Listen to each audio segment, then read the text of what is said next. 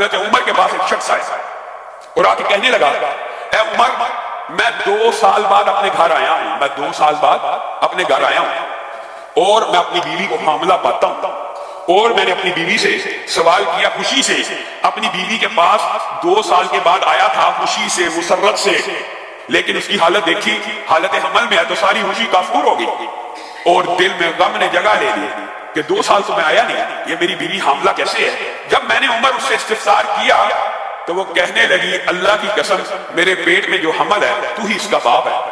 اب مجھے بتلائیے 2 سال تو میں نے اس کو چھوا نہیں، ٹچ نہیں کیا، 2 سال بعد میں سفر سے آیا ہوں، وہ حاملہ ہے اور اس بچے کی نسبت بھی میری طرف کرتی ہے، اب میں کیا کروں؟ یہ صحیح اثر کے ساتھ صحیح سندوں کے ساتھ جو حدیث یا اثار موجود ہوتے ہیں منکرین حدیث ان کا بھی انکار کر دیتے ہیں، اور اللہ کی حکمت بھی اتنی عظیم ہے اس باب کے اندر کہ جس حدیث کا جس اثر کا انکار کیا جاتا ہے اس سے ملتی جلتی آیت اللہ نے قرآن پاک میں نازل کی ہوتی ہے۔ جیسے آدم کی عمر کے حوالے سے منکرین حدیث نے انکار کر دیا 1000 برس عمر کیسے ہو سکتی ہے، تو قرآن پاک میں اللہ نے نوح کی عمر 950 برس بیان ہی کر دی وغیرہ، یعنی جس حدیث کا انکار ہوتا ہے اس سے ملتی جلتی آیت بھی، اس سے ملتا جلتا واقعہ بھی قرآن پاک میں موجود ہوتا ہے۔ اب حضرت عمر نے مشورہ کیا اور ارادہ کیا اس عورت کو رجم کرنے کا، اور حکم دیا اس عورت کو رجم کر دیا جائے۔ کون حکم دے رہا؟ خلیفۃ المسلمین۔ کون حکم دے رہا؟ امیر المومنین۔ کون حکم دے رہا؟ حضرت عمر، جن کے علم و فضل کے دنیا کے سارے امتی قائل ہیں۔ پاس ہی معاذ ابن جبل بیٹھے ہیں، کہا عمر میں آپ کے فیصلے کو چیلنج کرتا ہوں، میں آپ کا فیصلہ نہیں مانتا، آپ اپنی اصلاح کریں۔ کون کہہ رہا ہے؟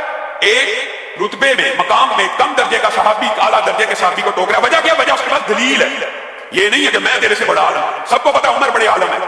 جس طرح عثمان قرآن کے قاری تھے لیکن حضرت علی نے آ کے ٹوک دیا، اسی طرح یہاں پہ معاذ ابن جبل حضرت عمر کو ٹوک رہے ہیں۔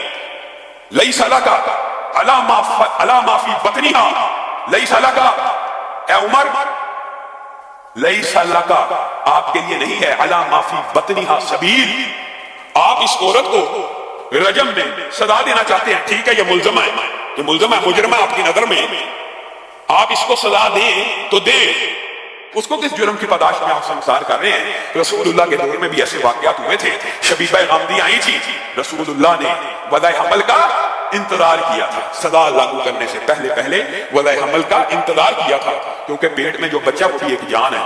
ہمارے معاشرے میں بھی یہ غلط العام مشہور ہے، جی بچہ پیٹ میں ہو، ڈاکٹر بتا دیتے ہیں اس کا برین ابھی پورا نہیں بنا، اس کے آداب بھی پورے نہیں بنے، علماء نے بعض علماء نے فتوے دیے کہ اس کو ابارشن کر دیا جائے، اس کو قتل کر دیا جائے، اس کو ابارٹ کرنا جائز ہے۔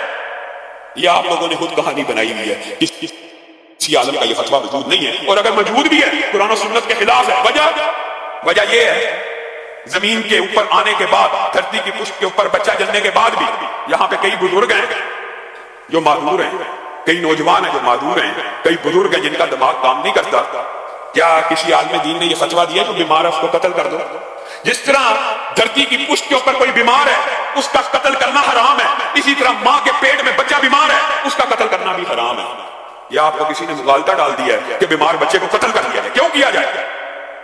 اگر بیماروں کا قتل جائز ہے تو پھر بوڑھوں کو بھی کر دو، پھر جن جن کی یاداشت چلی گئی ہے سب کو قتل کر دو، جو نوجوان معذور ہو گئے ان کو قتل کر دو۔ یہ خود ساختہ فیصلے، یہ من گڑت فیصلے، یہ قرآن و سنت کے خلاف ہے۔ یہی بات معاذ ابن جبل حضرت عمر کو کہہ رہے ہیں، لیس لک علی ما فی بطنہا سبیل، عمر آپ عورت کو رجم کرنا چاہتے ہیں کر لیجئے، اس بچے کا کوئی قصور نہیں، ہم اس کو رجم نہیں ہونے دیں گے۔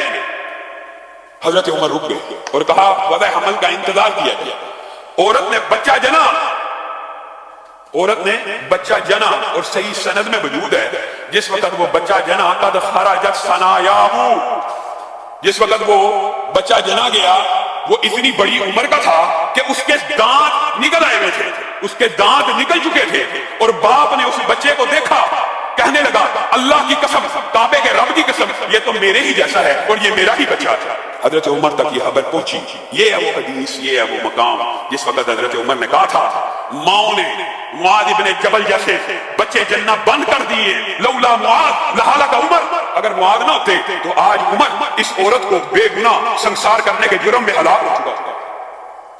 دنیا میں کون سی ہستی ہے، کون سی شخصیت ہے اگر ابو بکر کے فیصلے کو چیلنج کیا جا سکتا ہے؟ کس کی روشنی میں؟ دلیل کی، وحی کی روشنی میں۔ اگر عمر کے فیصلے کو چیلنج کیا جا سکتا ہے کس کی روشنی میں؟